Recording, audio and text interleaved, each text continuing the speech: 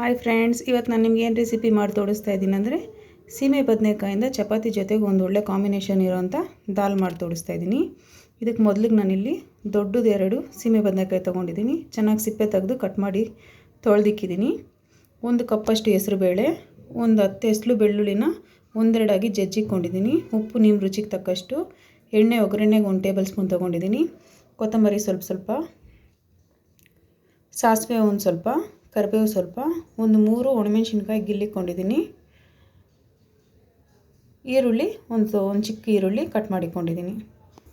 ಮೊದಲಿಗೆ ಇಲ್ಲಿ ಗ್ಯಾಸ್ ಮೇಲೆ ಕುಕ್ಕರಲ್ಲಿ 1-2 ಲೋಟದಷ್ಟು ನೀರು ಹಾಕಿಕೊಳ್ಳಿ.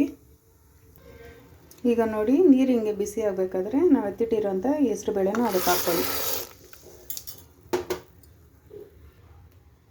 ಈಗ ಬೇಳೆ ಜೊತೆಗೇ ಒಂದೇ ಒಂದು ಚಿಟಿಕೆಯಷ್ಟು ಅರಿಶಿನ ಪುಡಿ ಹಾಕ್ಕೊಳ್ಳಿ.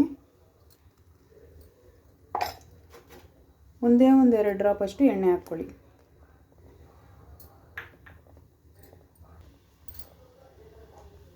ಮತ್ತು ಅದರ ಜೊತೆಗೇ ನಾವು ಕಟ್ ಮಾಡಿಟ್ಟಿರೋಂಥ ಸೀಮೆ ಬದನೆಕಾಯಿ ಅದಕ್ಕೆ ಹಾಕ್ಕೊಳ್ಳಿ.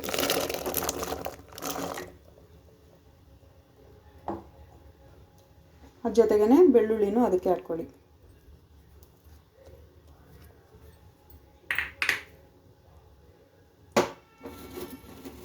ಉಪ್ಪು ನಿಮ್ಮ ರುಚಿಗೆ ತಕ್ಕಷ್ಟು ನೀವು ಹಾಕ್ಕೊಳ್ಳಿ. ಈಗ ಇದನ್ನ ಒಂದು ಸರಿ ಮಿಕ್ಸ್ ಮಾಡಿಬಿಟ್ಟು ಕುಕ್ಕರ್ ಕ್ಯಾಪ್ ಹಾಕ್ಕೊಂಡು ಒಂದು ವಿಸಿಲ್ ಕೂಗಿಸ್ಕೊಳ್ಳಿ. ಇದು ಒಂದು ವಿಸಿಲ್ ಬಂದಮೇಲೆ ಕುಕ್ಕರ್ ಆಫ್ ಮಾಡ್ಕೊಂಬಿಡಿ.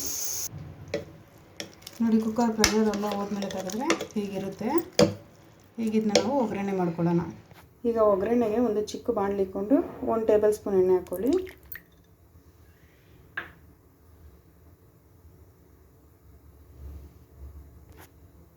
ಎಣ್ಣೆ ಬಿಸಿ ಆದಮೇಲೆ ಸಾಸಿವೆ ಹಾಕ್ಕೊಳ್ಳಿ. ಸಾಸಿವೆ ಸ್ವಲ್ಪ ಚಿಟಪಟ ಅಂತಿ. ಸಾಸಿವೆ ಎಲ್ಲ ಚಿಟಪಟ ಅಂದಮೇಲೆ ಕರಿಬೇವು ಹಾಕ್ಕೊಳ್ಳಿ. ಈಗ ಈರುಳ್ಳಿ ಹಾಕ್ಕೊಳ್ಳಿ.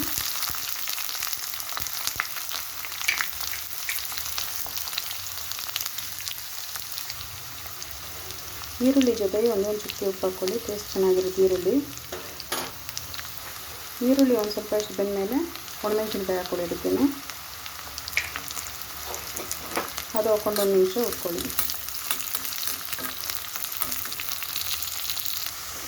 ಈಗ ಈರುಳ್ಳಿ ಚೆನ್ನಾಗಿ ಫ್ರೈ ಆಗಿದೆ. ಕೊತ್ತಂಬರಿ ಸ್ವಲ್ಪ ಅದಕ್ಕೆ ಹಾಕ್ಕೊಳ್ಳಿ.